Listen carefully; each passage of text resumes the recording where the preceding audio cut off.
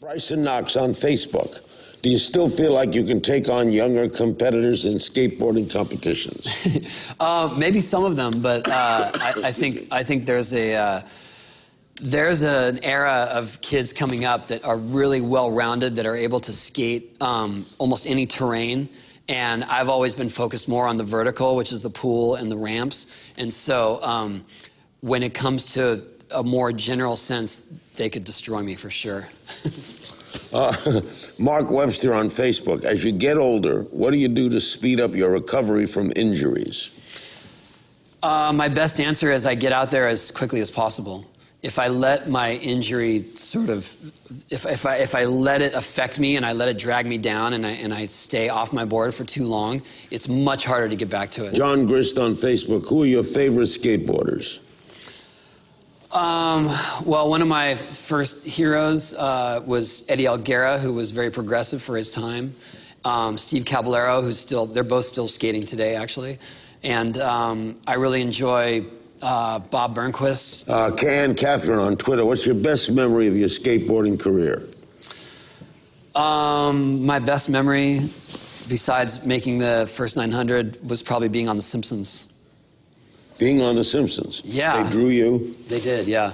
I mean, that's... What was the story? The story was that Bart was emancipated from his parents, and he moves into this apartment building, and I live on the top floor. And so it's his dream come true, and he ends up becoming my roadie on tour. Here's a good question. That's Sam Flaps via Twitter.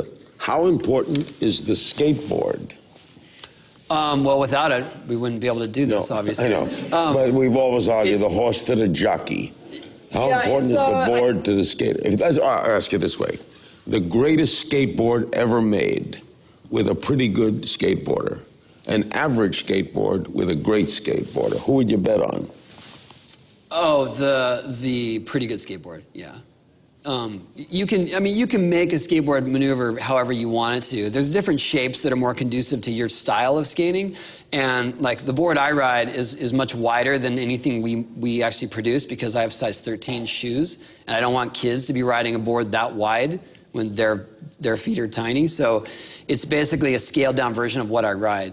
And the shapes are all pretty standardized now. So it's important, but it's not that crucial. What tricks, Quinn Smith, Instagram, what tricks have become more difficult to land? Spinning tricks. As I get older, the stuff where you have to really ball up and spin is more challenging because I don't spin quite as fast, so I have to actually get higher to complete the same amount of spin. Rodney McCarthy on Twitter wants to know, how has YouTube and Vine changed skateboarding? It's given access to people all across the world to immediately to what's happening in the world of skateboarding. And so tricks, it used to be that tricks, generally the skate industry was in California.